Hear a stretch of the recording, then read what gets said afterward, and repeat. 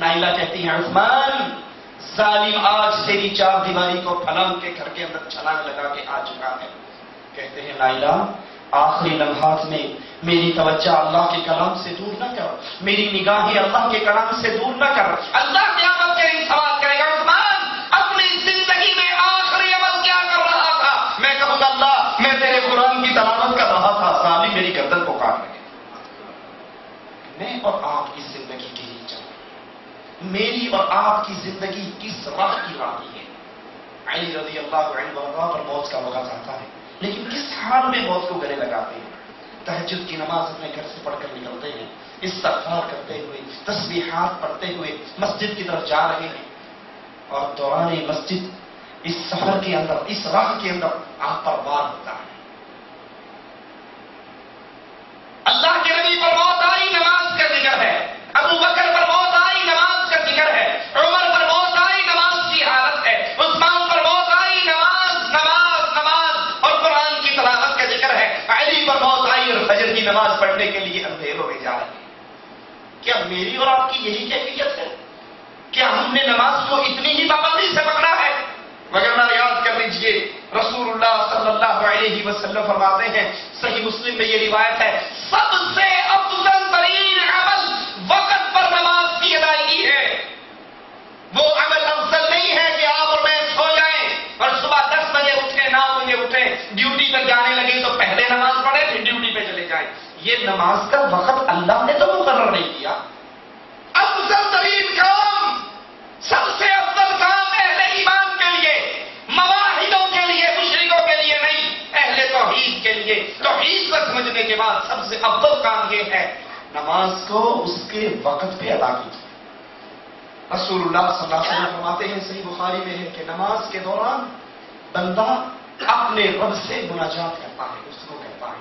بندہ کہتا ہے الحمدللہ رب العالمین، رب کہتا ہے حمدنی عبدی، اللہ ساری تعریفیں تیرے لیے ہیں. مالک کہتا ہے بندے نے میری تعریفیں بیان کی.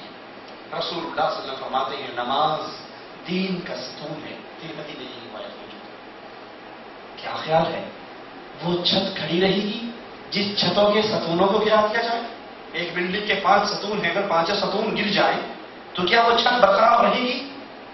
ایک بندے نے کلمہ پڑھا، مسلمان بن گیا، لیکن وہ نمازیں نہیں پڑھتا، 5 وقت کی نمازوں کو تاریخ ہے. اب یہ 5 ستون گر جائے کیا یہ ایمان کی چھت باقی رہے گی؟ یہ چھت تو گر جائے گی. اس چھت کو کھڑا کرنے کے لیے کیا ہے؟ رسول اللہ صلی اللہ علیہ وسلم نے فرمایا ہمارے درمیان اور کفار کے درمیان جو چیز فرق کرنے والی ہے وہ نماز ہے. جس نے نماز کو چھوڑ دیا وہ ہم میں سے نہیں ہے.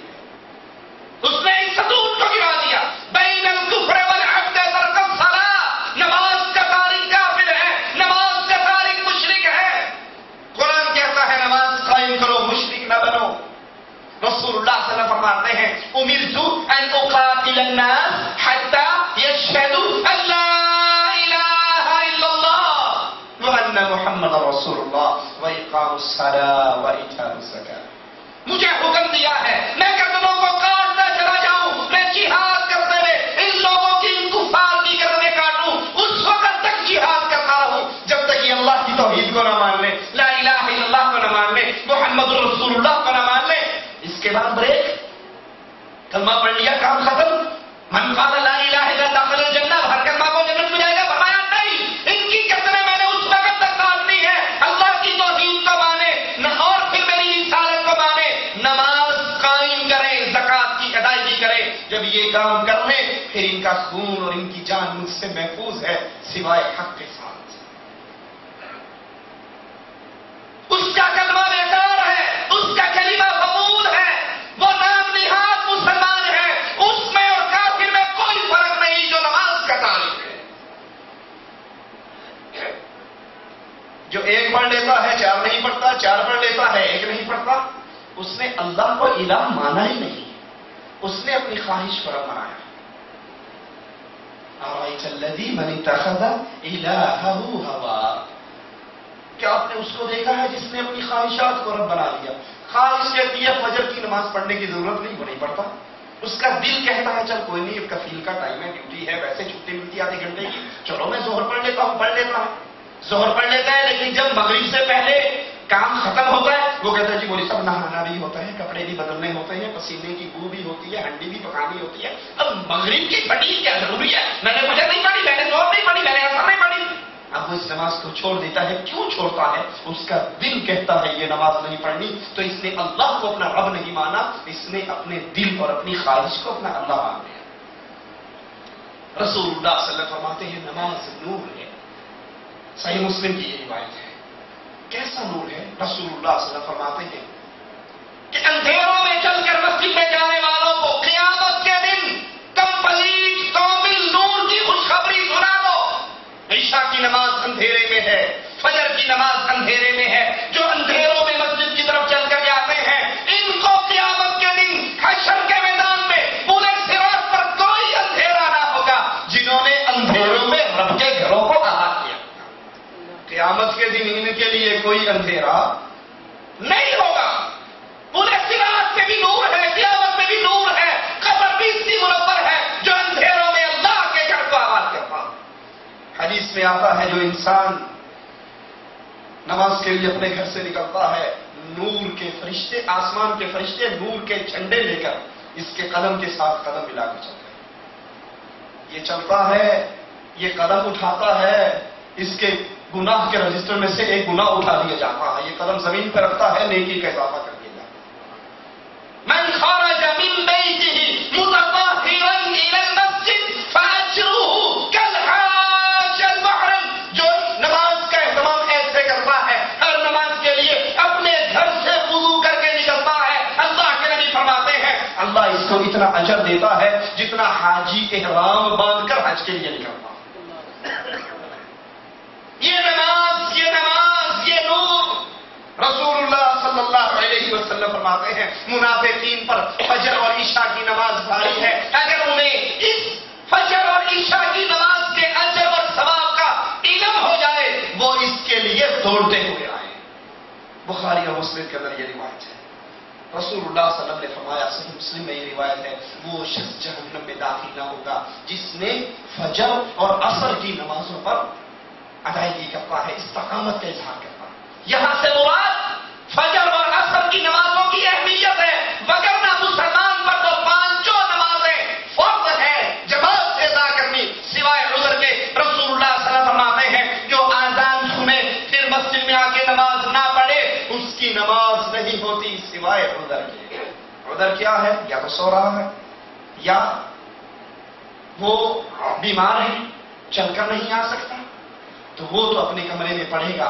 لیکن جو بیمار نہیں ہے، جو سویا ہوا نہیں ہے، جس کو علم ہے کہ یہ اذان ہو گئی نماز کے لیے، وہ کہتا ہے کوئی نہیں، آج تو انڈیا پاکستان کرکٹ میچوں کا فائنل ڈے ہے، تو آج کی نمازیں رہنے دو. آج تو کرکٹ کا میچ چل رہا ہے، آج ہاکی کا میچ ہے، آج فٹ بال کورے کا میچ ہے. یا یہ ڈرامہ جو ہے یہ لاسٹ سیریز ہے، آخری ڈرامہ ہے، اس کے اندر کہانی اینڈ ہونی ہے، اس میں پتہ لگنا ہے کیا ہوا کیا نہ ہوا. اگر میں نے پچھلے 10 ڈرامے دیکھے ہیں، اب عصر کی نماز میں یہ ڈرامہ آ گیا، میں اٹھ کر چلا جاؤں تو ساری کہانی کا مزہ کرکرا ہو جائے گا.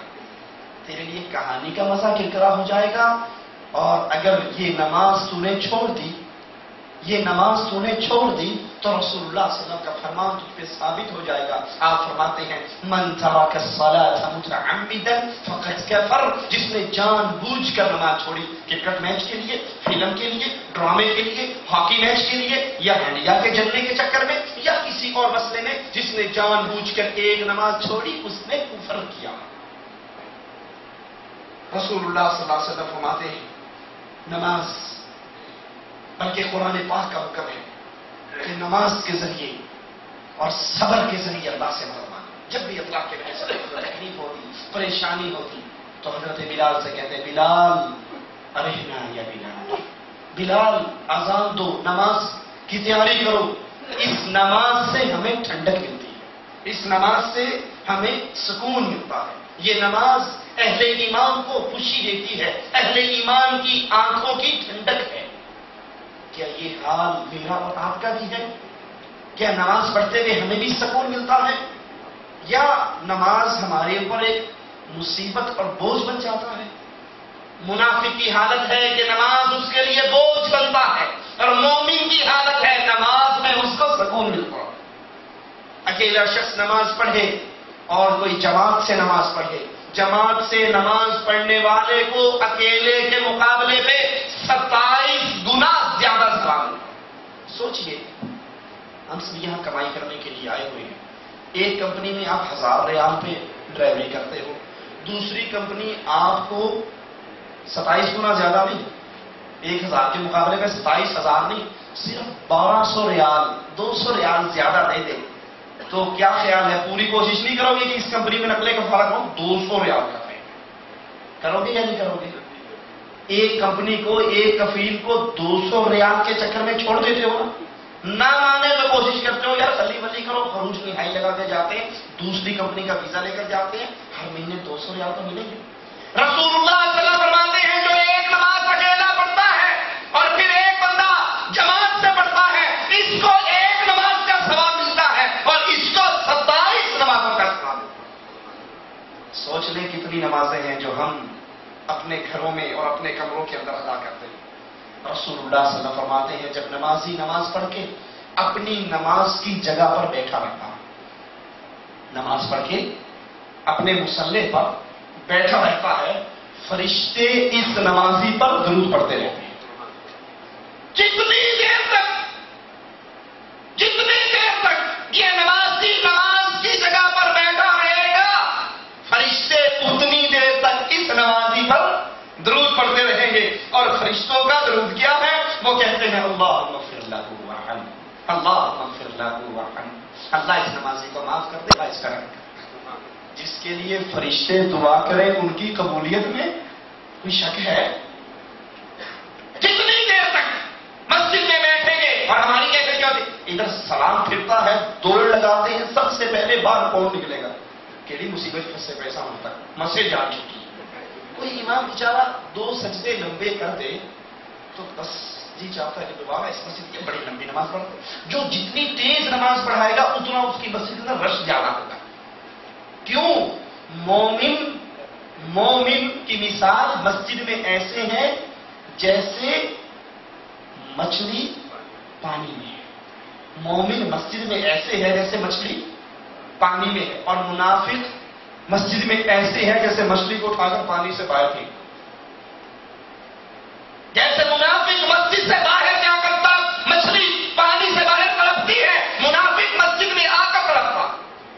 اور مومن نبی صلی اللہ علیہ وسلم فرماتے ہیں جب تک مسجد میں بیٹھا رہتا ہے فرشتے اس کے لیے دعائیں کرتے رہتے ہیں، اس کے لیے استغفار کرتے رہتے ہیں۔ صحیح مسلم میں ہے، رسول اللہ صلی اللہ علیہ وسلم فرماتے ہیں جو وضو کرے نماز کے لیے، پھر مسجد میں فرض نماز پڑھنے کے لیے جائے اور اسے جماعت سے مسجد میں ادا کرے تو اللہ عز و جل اس کے گناہوں کو معاف کرے گا۔ لیکن یہ سارے فوائد جتنے ہم نے سنے کس کو ملنے والے ہیں؟ یہ آخری نقطہ بیان کر کے اپنی بات ختم کرتا ہوں۔ یہ سارے فوائد، نمازوں سے گناہ معاف ہو رہے ہیں، رسول اللہ صلی اللہ علیہ وسلم فرماتے ہیں کیا خیال ہے جس کے گھر کے سامنے نہر چلتی ہو اور وہ 5 وقت نہر میں غسل کرتا ہو، کیا اس بندے کے جسم پر کوئی گناہ، کوئی میل رہے گا؟ صحابہ نے کہا نہیں، کوئی میل نہیں رہے گا۔ کہا جس طرح یہ 5 دفعہ نہانے والا اپنے جسم پہ اس کے کوئی میل باقی نہیں رہتا، جو 5 مرتبہ مسجد میں آ کر اللہ کے سامنے جھک جاتا ہے، نماز پڑھتا ہے، مالک اس کے کھاتے میں کوئی گناہ نہیں رہنے۔ فجر پڑھ کے آیا، ظہر پڑھ کے مسجد میں آ کر بیٹھا، ظہر پڑھی، اب فجر سے لے کے ظہر تک جتنے اس سے صغیرہ گناہ ہوئے اللہ سارے معاف کر دے۔ ظہر پڑھ کے گیا، عصر پڑھنے آیا، اس کے درمیان کے جتنے گناہ ہیں اللہ عز و جل اپنی رحمت سے صغیرہ گناہوں کو معاف کر دیتا۔ لیکن یہ سارے انعامات کس کو ملنے ہیں؟ آئیے ان کی 2 شرطیں ہیں بنیادی۔ سب سے پہلے وہ بندہ جس کے لیے نماز پڑھتا ہے اس کو پہچانتا ہے۔ ہم کس کے لیے نماز پڑھتے ہیں؟ اللہ کے لیے۔ تو ہماری اللہ سے پہچان ضروری ہے۔ اللہ کی پہچان کیا ہے؟ جس طرح وہ چاہتا ہے اس طرح ہم اس اللہ کو مانیں۔ وہ اللہ مالک ہے، وہ اللہ خالق ہے، وہ اللہ رازق ہے۔ اتنی باتیں کفار مکہ بھی مان لیا کرتے تھے۔ نہیں، صرف یہ کافی نہیں، بلکہ اللہ